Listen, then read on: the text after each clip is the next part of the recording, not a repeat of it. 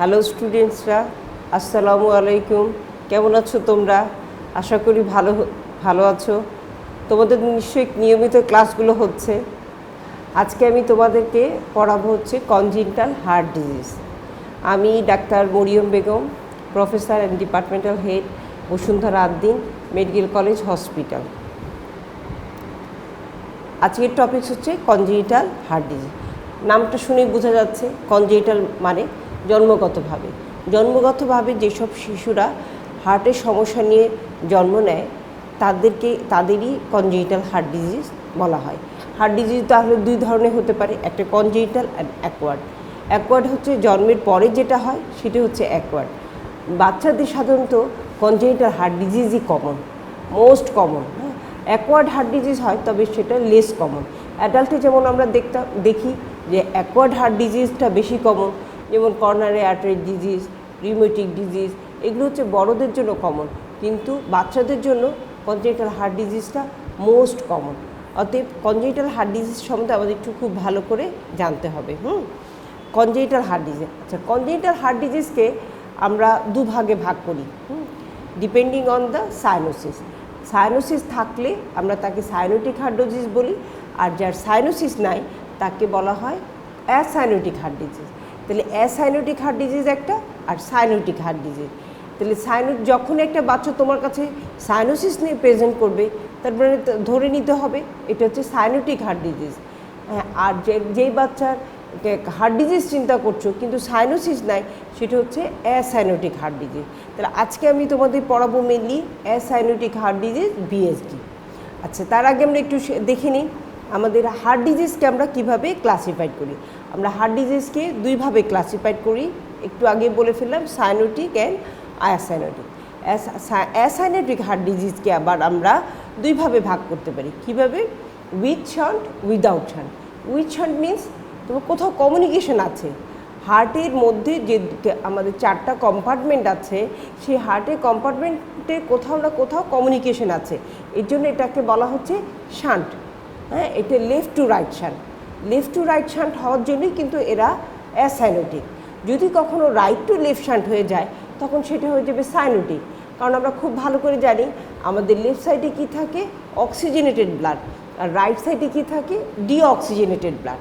তাহলে আমার যদি অক্সিজেনেটেড ব্লাড ডিঅক্সিজেনেটেড ব্লাডের সাথে মিক্সড হয়, সেটা কিন্তু আলটিমেটলি আবার অক্সিজেনেটেড হয়ে যায়। কিন্তু deoxygenated blood, that means right সাইডের ব্লাড যদি কখনো লেফট সাইডে যে মিক্সড হয়, তাহলে সেটা কিন্তু আর মানে অক্সিজেনেশন হওয়ার সুযোগ নেই, এটা সরাসরি সার্কুলেশনে চলে যায়। তাহলে এইরকম কখনো যদি বা কোনো ডিজিজে যদি তোমার রাইট টু লেফট শান্ট হয়ে থাকে, সেই ক্ষেত্রে কিন্তু সাইনোসিস হবে। তাহলে আমাদের অ্যাসাইনোটিক হার্ট ডিজিজে কী হয়, লেফট টু রাইট শান্ট হয়।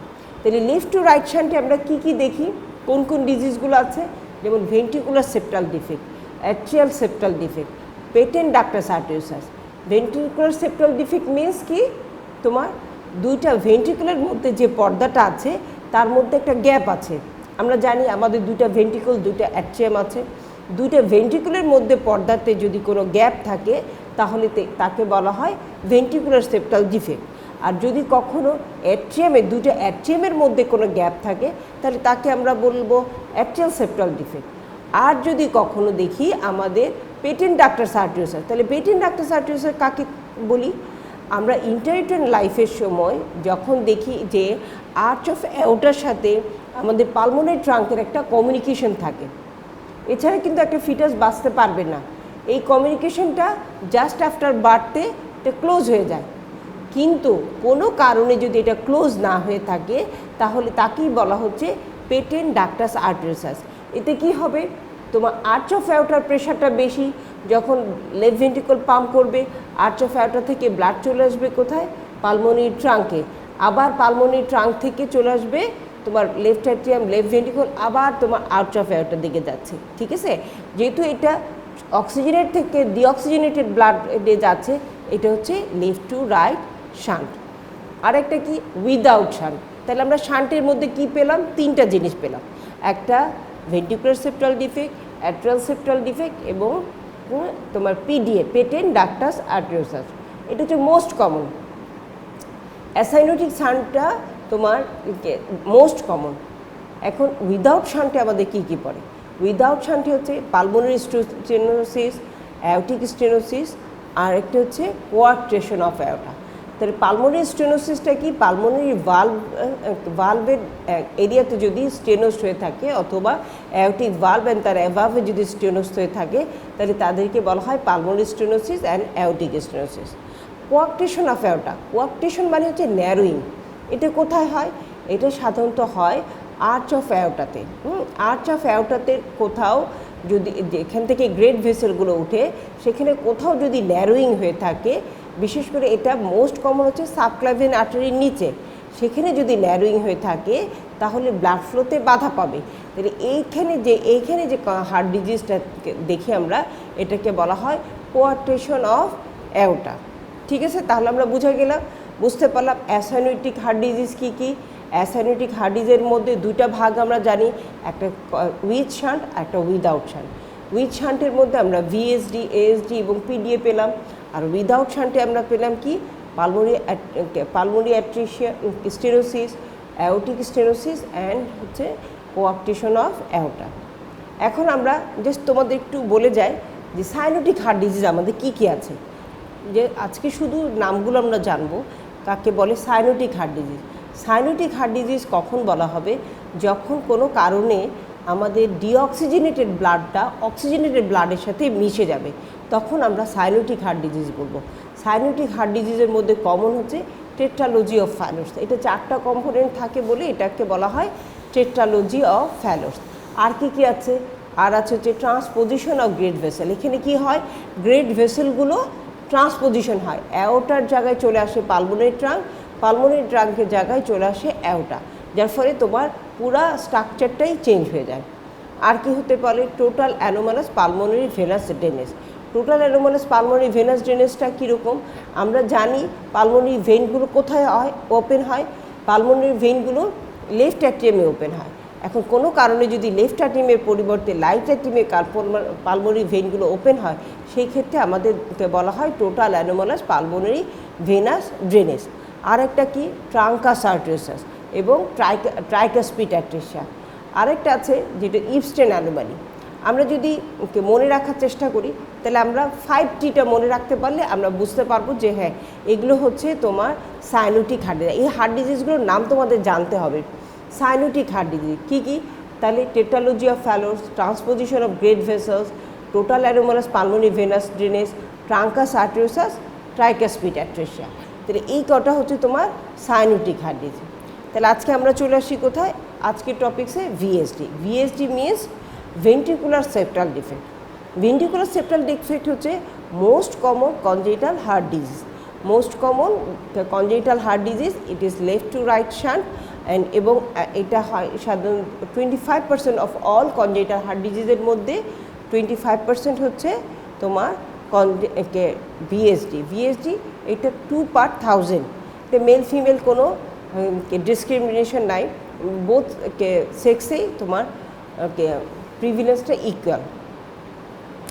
এখন ভেন্ট্রিকুলার সেপ্টাল ডিফেক্ট তোমাদের এখানে বলা হলো, এই যে এখানে একটা হার্টের ডায়াগ্রাম আছে, হার্টের ডায়াগ্রামের মধ্যে এখানে তোমরা দেখতে পাচ্ছ এইখানে একটা গ্যাপ আছে, দুইটা ভেন্ট্রিকল, একটা লেফট ভেন্ট্রিকল, একটা রাইট ভেন্ট্রিকল, এর মধ্যে একটা গ্যাপ আছে। হ্যাঁ, আর এইখান থেকে দেখো এটা হচ্ছে তোমার সুপিরিয়র ভেনা কাভা, এটা ইনফিরিয়র ভেনা কাভা, আর এটা হচ্ছে তোমার এটা হচ্ছে আর্চ অফ অ্যাওটা। এটা হচ্ছে আর্চ অফ অ্যাওটা। তাহলে ব্লাডটা কি হয়? আমাদের superior vena CAVA, inferior vena CAVA দিয়ে এসে চলে যাচ্ছে পালমোনারি ট্রাঙ্ক, পালমোনারি ট্রাঙ্ক থেকে চলে আসবে লেফট অ্যাট্রিয়াম, লেফট অ্যাট্রিয়াম থেকে লেফট ভেন্ট্রিকল। তারপরে এই যে গ্যাপটা থাকার জন্য কি হচ্ছে, আমার ব্লাড চলে যাওয়ার কথা ছিল আর্চ অফ অ্যাওটাতে, অ্যাসেন্ডিং অ্যাওটাতে, কিন্তু অ্যাসেন্ডিং অ্যাওটাতে না যে ব্লাড কিছু চলে আসবে তোমার কোথায়? রাইট ভেন্ট্রিকুলে। তাহলে রাইট ভেন্ট্রিকুলে চলে আসলে কি হচ্ছে? আলটিমেটলি রাইট ভেন্ট্রিকুলে ব্লাডটা বেড়ে যাচ্ছে এবং এই ব্লাডটা আবার চলে যাচ্ছে কোথায়? তোমার পালমোনারি ট্রাঙ্কে। তো আমাদের 4 ধরনের ভেন্ট্রিকুলার সেপ্টাল ডিফেক্ট আছে। 4 ধরনের মধ্যে কি? প্রথমটা হচ্ছে মোস্ট কমন, যেটা পেরিমেমব্রেনাস। হ্যাঁ, এটা হচ্ছে আমাদের মেনলি আমরা জানি যে 2টা পার্ট আছে, একটা মাস্কুলার পার্ট, একটা মেমব্রেনাস পার্ট। পেরিমেমব্রেনাসটা মানে মেমব্রেনাস পার্টটাতে যদি কোনো ডিফেক্ট থাকে তাহলে তাকে বলা হচ্ছে মেমব্রেনাস ভিএসডি। এটা মোস্ট কমন, এটা 80% ক্ষেত্রে থাকে যে পেরিমেমব্রেনাস। আর ইনফান্ডিবুলার অথবা সাবপালমোনারি অথবা সুপ্রাক্রিস্টাল, এটা হচ্ছে রাইট ফ্লোর ট্রাক্টের নিচে থাকবে, হ্যাঁ, ইনভলভমেন্ট হবে। আর আরেকটা হচ্ছে মাস্কুলার ভিএসডি। মাস্কুলার ভিএসডি কি, এটা সিঙ্গেল হইতে পারে, এটা মাল্টিপল হবে। আমাদের যে মেমব্রেনের ভেন্ট্রিকুলার সেপ্টামের তোমার মাস্কুলার পার্ট আছে, সেখানে যদি ডিফেক্ট থাকে তাহলে তাকে আমরা বলছি মাস্কুলার। আরেকটা আছে কি অ্যাট্রোভেন্ট্রিকুলার সেপ্টাল ডিফেক্ট, তার মানে হচ্ছে এটাকে বলে এভি সেপ্টাল ডিফেক্ট। এটা হচ্ছে তোমার অ্যাট্রোভেন্ট্রিকুলার ভালভের জাস্ট বিলোতে এটা হয়। এটা হচ্ছে লিস্ট কমন। এটা সাধারণত আমরা কোথায় পাই? এটা ডাউন সিনড্রোমের সাথে আমরা এভি সেপ্টাল ডিফেক্টটা পেয়ে থাকি। আচ্ছা, সাইজ অনুযায়ী এটাকে আবার আমরা 3 ভাগে ভাগ করি। এটা কেন দরকার? দেখো, আমাদের কিন্তু টাইপ অনুযায়ী 4টা ভাগ আছে, এটা জানাটা খুবই জরুরি। কারণ একটা বাচ্চা তোমার কাছে আসলো, তোমার ভেন্ট্রিকুলার সেপ্টাল ডিফেক্ট তুমি চিন্তা করলা, কিন্তু তুমি এটা জানা থাকলে তুমি মাকে আউটকামটা বলতে পারবা বা তোমার প্ল্যান অফ ম্যানেজমেন্টে তুমি ঠিক করতে পারবা। হ্যাঁ, এই জন্য আমাদের এই টাইপটা জানা দরকার। সাইজ অনুযায়ী আবার আমরা এটাকে 3 ভাগে ভাগ করতে পারি। একটা স্মল বা রেস্ট্রিকটিভ বলি, মডারেট 5, আর হচ্ছে লার্জ। স্মল যেটা, সেটা হচ্ছে less than 5 millimetre. Less than 5 millimetre যদি কোনো ডিফেক্ট আমরা পাই তাকে বলবো আমরা স্মল ভিএসডি। আর 5 to 10 মধ্যে যদি পাই তাহলে সেটাকে বলবো মডারেট ভিএসডি। আর যদি মোর দেন 10 মিলিমিটার হয় সেটাকে লার্জ নন রেস্ট্রিকটিভ ভিএসডি বলা হয়। আচ্ছা, হেমোডাইনামিক্সটা আমাদের জানাটা খুবই জরুরি, কারণ হেমোডাইনামিক্সটা জানলেই কিন্তু আমরা আলটিমেটলি পেশেন্টের ফিজিওলজিটা মানে আউটকামটাও বুঝতে পারবো যে আসলে ওর ডিফেক্টটা কোথায় বা কোন এটা সাইজটা কি হলে তার আউটকামটা আলটিমেটলি কি হবে সেটা আমরা ভালো করে জানতে পারবো। যেমন হচ্ছে এখন একটা ডিউরিং ভেন্ট্রিকুলার সিস্টোল আমরা জানি ব্লাড কি হয়, লেফট ভেন্ট্রিকল থেকে রাইট ভেন্ট্রিকলে যায়। এই ডিফেক্টটা থাকার জন্য লেফট ভেন্ট্রিকল থেকে ব্লাডটা, একটু আগে আমরা বললাম লেফট ভেন্ট্রিকুলার, তোমাদের ছবিটা দেখায় তাহলে তোমরা ভালো বুঝতে পারবে।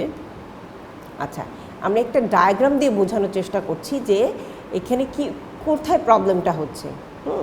আমরা যখন ভেন্ট্রিকুলার সিস্টোল হচ্ছে, তার মানে হচ্ছে ভেন্ট্রিকলটা যখন কন্ট্রাক্ট করবে তখন কি হবে, তোমার ব্লাডটা লেফট ভেন্ট্রিকল থেকে রাইট ভেন্ট্রিকলে চলে যাবে। এই রাইট ভেন্ট্রিকল থেকে এই ব্লাডটা কোথায় যাবে? আলটিমেটলি এটা চলে যাবে যে পালমোনারি ট্রাঙ্ক দিয়ে লাংসে চলে যাবে। এখন এই যে ব্লাডটাকে এই ব্লাডটা রাইট ভেন্ট্রিকুলের জন্য এক্সেস হয়ে যাচ্ছে। তো এই এক্সেস ব্লাডটা যখন তোমার পালমোনারি ট্রাঙ্কে যাবে, তার মানে পালমোনারিতে ব্লাড ফ্লোটা বেড়ে যাবে। এখন যখন বারবার করে পালমোনারি ভাস্কুলার বেডে ব্লাড ফ্লোটা বেড়ে যাবে, তখন সে কি করবে, তার একটু প্রোটেক্টিভ পাওয়ার তো কাজে লাগাতে হবে। তখন কি করবে, সে অটোমেটিকলি পালমোনারি ভাস্কুলার বেডের চেঞ্জ তৈরি করবে, এবং পালমোনারি ভাস্কুলার বেডটা ঠিক হয়ে যাবে। কারণ হচ্ছে এটা অ্যাজ এ ফর ডিফেন্স, এত তোমার ব্লাড যাচ্ছে, ও তখন তার ডিফেন্স করার জন্য পালমোনারি ভাস্কুলার বেডে চেঞ্জ হয়ে যাবে।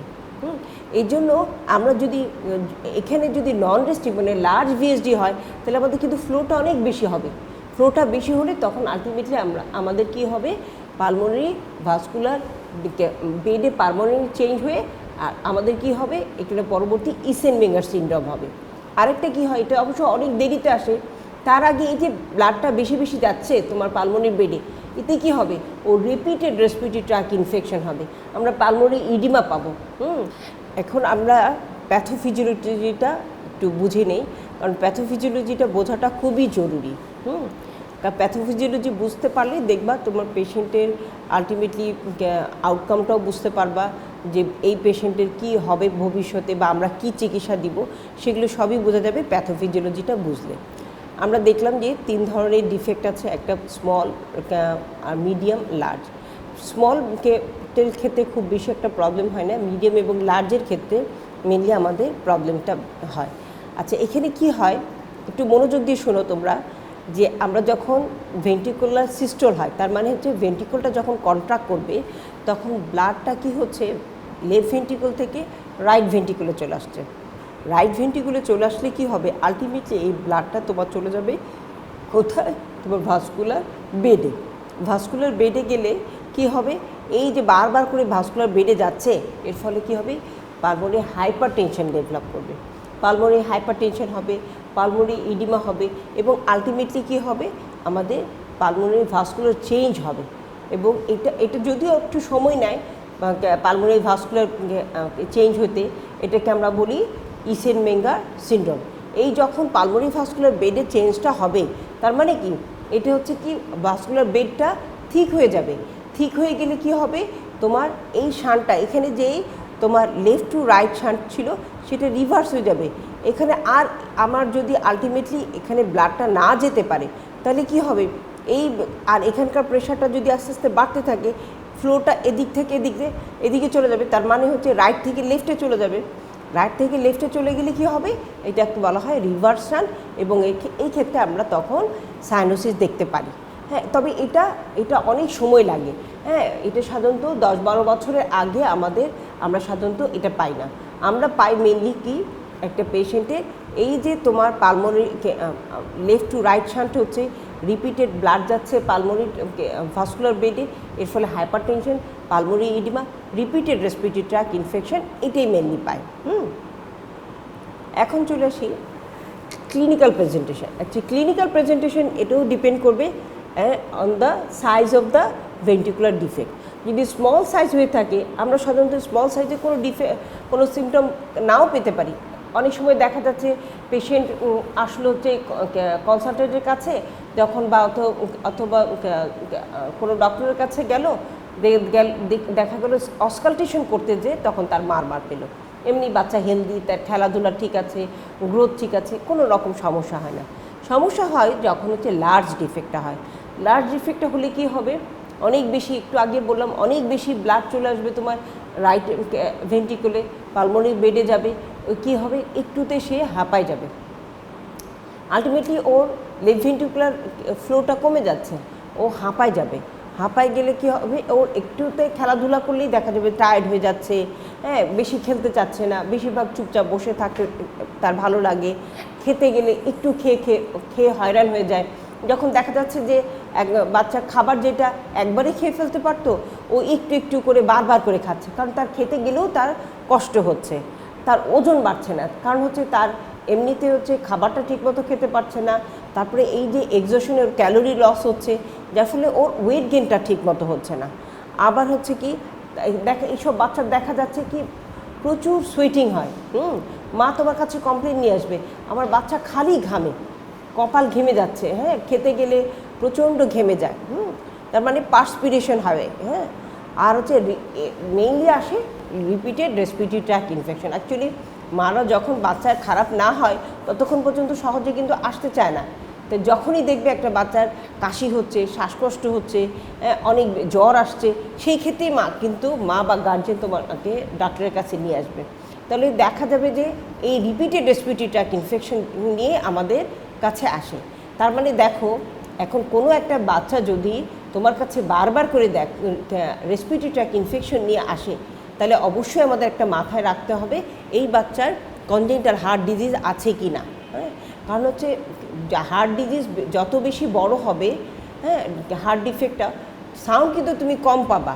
হ্যাঁ, কিন্তু তার কি হবে, ওই যে কমপ্লেনগুলো বললাম, যে তার ওয়েট গেন হবে না, খাবার খেতে পারবে না, রিপিটেড রেসপিরেটরি ট্র্যাক্ট ইনফেকশন নিয়ে তোমার কাছে আসবে। আমরা যদি ওদের পরীক্ষা করি, এক্সামিনেশন করি, তাহলে কি পাবো? এই এক্সামিনেশন বিশেষ করে যদি লার্জ ডিফেক্ট হয় তাহলে সিক লুকিং হবে, ম্যালনারিশ হবে, তাদের রেসপিরেটরি রেটটা বেশি থাকবে, পালসের রেটটা বেড়ে যাবে, কিন্তু ভলিউমটা স্বাভাবিক থাকবে, ব্লাড প্রেশারটা নর্মাল থাকবে। যদি ওর কনজেস্টিভ হার্ট ফেলিওর হয় সেই ক্ষেত্রে রেজ জিপিপি থাকবে, জেপিপি থাকবে। প্যাডাল ইডিমা সাধারণত থাকে না, যদি হার্ট ফেলিওর থাকে সেই ক্ষেত্রে আমরা পেতে পারি। আমরা যদি প্রিকোডিয়াম এক্সামিন করি, তাহলে প্রিকোডিয়াম এক্সামিনে আমরা কি পাবো? আমরা দেখব কি অ্যাপেক্স বিটটা শিফট হয়ে গেছে। কেন শিফট হয়েছে?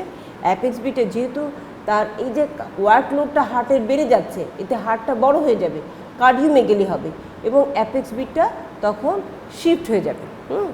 এবং আমরা কি পাবো, লেফট প্যারাস্টার্নাল হিপ পাবো। আমরা যদি প্যারাস্টার্নাল এরিয়াতে হাত রাখি, দেখা যাবে আমার হাতে একটা ধাক্কা দিচ্ছে, এটা হচ্ছে প্যারাস্টার্নাল হিপ। আর একটা আমরা কি পেতে পারি, একটা থ্রিল পেতে পারি ট্রাইকাসপিড এরিয়াতে। থ্রিলটা কি তোমরা জানো, পারিং অফ ক্যাটস, মনে হচ্ছে আমার হাতের নিচ দিয়ে কেউ চলে যাচ্ছে, পারিং অফ ক্যাটস। তাহলে এই থ্রিলটা পাবো আমরা কোথায়, ট্রাইকাসপিড এরিয়াতে। আর আমরা কি পেতে পারি, একটা পালপেবল P2 পেতে পারি। পালপেবল P2টা কেন পাবো, ডিউ টু পালমোনারি হাইপারটেনশন। তোমাদের একটু প্যাথোফিজিওলজিতে আমরা বললাম যে আমাদের পালমোনারি হাইপারটেনশন ডেভেলপ করবে, পালমোনারি ইডিমা ডেভেলপ করবে। পালমোনারি হাইপারটেনশন যদি ডেভেলপ করে তখন সেই ক্ষেত্রে আমরা কি পাবো, পালপেবল P2। তার আগে কিন্তু আমরা পাবো না। অসকালটেশনে আমরা কি পাবো, first and second heart sound আমরা নর্মালি পাবো, কিন্তু একটা হার্ট স্প্যান সিস্টোলিক মারবা পাবো। হ্যাঁ, এটা কত গ্রেড 6/4 পাইতে পারি আমরা। হ্যাঁ, আর কি তোমার এটা কোথায় পাবো, এটা mainly third, fourth, fifth intercostal স্পেসে পাবো। এবং ইন্টেন্সিটিটা ভ্যারি করবে তোমার ভিএসডি সাইজের উপর। একটা জিনিস মনে রাখবা, যদি ভিএসডি সাইজটা কম থাকে তাহলে কিন্তু ইন্টেন্সিটি বেশি হবে, ভিএসডি সাইজটা বড় থাকলে ইন্টেন্সিটিটা কম হবে। আচ্ছা, এখন আমরা ডায়াগনোসিস কেমন করে করব। ডায়াগনোসিস করার জন্য আমাদের প্রথমেই করতে হবে কি, একটা এক্সরে চেস্ট করতে হবে। এক্সরে চেস্টে আমরা কি পাবো, আমরা দেখব হচ্ছে কার্ডিওমেগালি অথবা নিউমোনিয়া অনেক সময় নিয়ে প্রেজেন্ট করতে পারে। আর একটা কি পাবো, পালমোনারি ভাস্কুলার মার্কিংগুলো আমরা প্রমিনেন্ট পেতে পারি। হ্যাঁ, আর যদি কখনো তোমার ভিএসডিটা স্মল হয় সেক্ষেত্রে আমরা এক্সরেটা নর্মাল পেতে পারি। ইসিজিতে অ্যাকচুয়ালি খুব বেশি একটা আমরা চেঞ্জ পাই না, স্মল থাকলে কিছুই পাবো না স্মল ভিএসডি হলে। আর যদি লার্জ ভিএসডি হয় সেক্ষেত্রে আমরা লেফট ভেন্ট্রিকুলার অথবা বাইভেন্ট্রিকুলার হাইপারট্রফি পেতে পারি, পি ওয়েভটা নচ অথবা পিক পেতে পারি। আমরা মেনলি ডায়াগনোসিস করব ইকোকার্ডিওগ্রাফ উইথ কালার ড্রপলারের মাধ্যমে। ইকোকার্ডিওগ্রাম দেখে আমাদের ডিফেক্টটা কোথায়, সাইজ কত, ফ্লো কোন দিকে, পালমোনারি ভাস্কুলার বেডের প্রেশার, সব কিছুই কিন্তু আমরা ইকোর মাধ্যমে জানতে পারবো। এখানে একটা এক্সরে দেখাচ্ছি, দেখো হার্টটা কত বড় হয়ে গেছে, মোর দেন 60% অফ দ্য চেস্ট ওয়ালের বেশি হয়ে গেছে। আর এখানে দেখো এগুলো হচ্ছে পালমোনারি ভাস্কুলার মার্কিংগুলো সব প্রমিনেন্ট হয়ে গেছে। এখন যদি কেউ তোমার কাছে জানতে চায় ন্যাচারাল হিস্ট্রি কী ভিএসডি, ন্যাচারাল হিস্ট্রিটা হচ্ছে কি, আমরা দেখছি যে ভিএসডি 30 to 50% স্পন্টেনিয়াস ক্লোজ হয়ে যায় within 1 to 2 years of life. Small ভিএসডির ক্ষেত্রে বেশি ক্লোজ হবে, স্মল মাস্কুলার ভিএসডির ক্ষেত্রে 80%-এর ক্ষেত্রে ক্লোজ হয়ে যাবে, কিন্তু মেমব্রেনাসের ক্ষেত্রে তোমার 35% ক্ষেত্রে ক্লোজ হবে। দেখো মজার বিষয় কি, আমাদের কমন কিন্তু মেমব্রেনাস, কিন্তু এটা আবার মেমব্রেনাসটা অনলি 35%-এর ক্ষেত্রে স্পন্টেনিয়াস ক্লোজ হয়। আর মাস্কুলারটা কম, কিন্তু মাস্কুলার 80% যদি স্মল হয়ে থাকে তাহলে 80% কিন্তু ক্লোজ হয়ে যাচ্ছে। আর ভাস্ট মেজরিটির ক্ষেত্রে দেখা যাবে যে তোমার 4 বছরের মধ্যে মোটামুটি ক্লোজ হয়ে যায়। এই জন্য আমাদের সিরিয়াল ইকো করে আমাদের দেখতে হয় যে ডিফেক্টের সাইজটা কমে যাচ্ছে কিনা। যদি ডিফেক্টের সাইজটা কমে যায় তাহলে আমরা ওয়েট করব, আর যদি ডিফেক্টের সাইজটা না কমে সেই ক্ষেত্রে অথবা আরও অন্য কমপ্লিকেশন হয় তখন আমরা ফার্দার ম্যানেজমেন্টে যাব। আচ্ছা, এখন যদিও আমাদের বলা হয় যে অ্যাকচুয়ালি লার্জ ভিএসডি মানে যে ক্লোজ হবে না তা কিন্তু না। লার্জ ভিএসডি দেখা গেছে 8%-এর ক্ষেত্রে লার্জ ভিএসডিও তোমার স্পন্টিনিউয়াস ক্লোজ হয়, তবে কত, 8%, এটা মাথায় রাখতে হবে। ভিএসডির ক্ষেত্রে তোমাদের যদি লার্জ ভিএসডি হয় সেই ক্ষেত্রে কিন্তু অনেক সময় দেখা যাচ্ছে বাচ্চা 2 থেকে 2.5 মাসের মধ্যেই তোমার কাছে কি কনজেস্টিভ কার্ডিয়াক ফেলিউর নিয়ে চলে আসতে পারে। হঠাৎ করে মা এসে বলল আমার বাচ্চাকে শ্বাস নিতে কষ্ট হচ্ছে, বাচ্চাকে দম ফেলতে পারছে না, তার হার্টবিট বেশি হয়ে গেছে, আমরা দেখলাম কার্ডিওমেগালি হয়ে গেছে, লিভারটা বড় হয়ে গেছে, তার মানে হার্ট ফেলিউর তার ডেভেলপ করে গেছে। তাহলে এটা যদি লার্জ ভিএসডি হয় তাহলে কিন্তু আমরা অনেক আর্লি এজেই এটার তোমার কনজেস্টিভ হার্ট ফেলিউর নিয়ে আমাদের কাছে প্রেজেন্ট করতে পারে। হ্যাঁ, কিন্তু ইসেনমেগার সিনড্রোম, এর আগেও বলেছিলাম ইসেনমেগার সিনড্রোম সাধারণত টিনেজের আগে আমাদের প্রেজেন্ট করে না। পালমোনারি হাইপারটেনশন ডেভেলপ করে 6 থেকে 12 মাসের সময়। যদি লার্জ ভিএসডি হয়ে থাকে। আর ইনফেক্টিভ এন্ডোকার্ডাইটিস, ভিএসডির ক্ষেত্রে ইনফেক্টিভ এন্ডোকার্ডাইটিস রিয়ারলি ডেভেলপ করতে পারে, তবে লার্জ ভিএসডির ক্ষেত্রে ইনফান্ডিবুলার স্টেনোসিস হইতে পারে। এর ফলে কি হবে, যদি ইনফান্ডিবুলার স্টেনোসিস হয়ে যায় কখনো, তখন আবার তোমার লেফট টু রাইট যে শানটা হচ্ছিল সেটা ম্যাগনিটিউডটা অনেক সময় কমে যাবে। অ্যাকচুয়ালি এটা ফিজিওলজিক প্রোটেকশন। ট্রিটমেন্ট, কীভাবে ট্রিটমেন্ট দিব এই পেশেন্টকে? পেশেন্ট ট্রিটমেন্ট করার আগে আমরা একটু কাউন্সিলিং করে নিব। পেশেন্টকে একটু আগে যেরকম বললাম, এই ন্যাচারাল হিস্ট্রিটা বাবা মাকে বলবো যে দেখেন আপনার বাচ্চার হার্টের ছিদ্রটা ছোট আছে, অতএব এটা আমরা অপেক্ষা করতে পারি। আপনার বাচ্চার হার্টের ছিদ্রটা বড় আছে, অতএব আমাদের এটা ওকে 1 বছরের মধ্যে অপারেশনে যেতে হবে। অথবা হার্টের ছিদ্রটা বড় আছে, আপনার বাচ্চা বারবার করে হার্ট ফেলিওর হইতে পারে, অথবা নিউমোনিয়া হতে পারে, সেই জন্য আমাদের তাকে নিউমোনিয়া হলেই আমাদের তখন চিকিৎসাটা দিতে হবে। এটা বাবা মাকে আমরা আগে থেকেই কাউন্সিলিং করে রাখবো। এখন ট্রিটমেন্ট কী কী?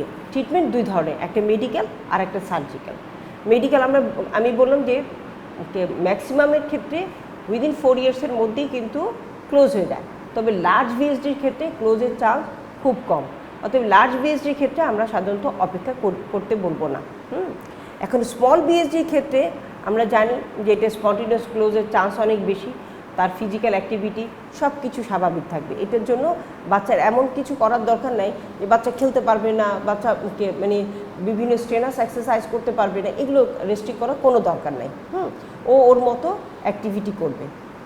আর যদি মডারেট ও লার্জ ভিএসডি হয়ে থাকে, তাহলে আমাদের হচ্ছে গ্রোথটা তাকে এনশিওর করতে হবে। তারপরে তার ইসেনমেগার সিনড্রোম যাতে কোনোভাবে না হয় সেটা দেখতে হবে, ইনফেক্টিভ এন্ডোকার্ডাইটিস যাতে না হয় সেটা দেখতে হবে, তার হার্ট ফেলিওর কন্ট্রোল করতে হবে। মেডিকেল ম্যানেজমেন্টের মধ্যে important supportive treatment, nutritional support একটা ভিএসডি বাচ্চার জন্য খুব ইম্পর্টেন্ট। যেহেতু সে খাচ্ছে কম, এখন এই অল্প খাবারের মধ্যে আমরা আসলে ক্যালোরি ভ্যালুটা বাড়ায় দিতে পারি। ক্যালোরি ভ্যালুটা বাড়ায় দিতে পারলে ওয়েট গেনটা কিছুটা ইমপ্রুভ হবে। তো ক্যালোরি ভ্যালুটা আমরা কীভাবে বাড়াবো? আমরা যদি ওর ফিডিংয়ের মধ্যে অয়েল অথবা সুগার যোগ করে দিই, তাহলে কিন্তু ওর ক্যালোরি ভ্যালুটা বেড়ে যাবে। আর আমাদের ম্যানেজমেন্টের মধ্যে কি থাকবে, আমরা কিছু ফ্লুসামাইড দিতে পারি, ডায়াবেটিস ওকে দিয়ে রাখতে পারি। ফ্লুসামাইড যেটা 1 to 3 milligram per KG per day করে 2 to 3 ডিভাইডেড ডোজে দিতে পারি। আর একটা আফটার লোডিং রিডিউসিং এজেন্ট দিতে পারি, যেমন এসি ইনহিবিটর, এটা হচ্ছে এনালেপ্রিল, ক্যাপটোপিল আমরা দিতে পারি। হার্ট ফেলিওর যদি এনালেপ্রিল, ক্যাপটোপিল দিতে পারি, অথবা ডিগক্সিন আমরা দিতে পারি। ডিগক্সিন আমরা কখন দিব? যখন হচ্ছে ডায়াবেটিস এবং আফটার লোডিং রিডিউসিং এনজাইম যখন কাজ করতে পারবে না হার্ট ফেলিওরের ক্ষেত্রে, সেই ক্ষেত্রে আমরা ডিগক্সিন দেব। সার্জারি, এটা খুবই ইম্পর্টেন্ট, কারণ তোমার কাছে মা জানতেই চাইবে যে ম্যাডাম সার্জারি কখন করব। সার্জারিটা হচ্ছে কখন করব?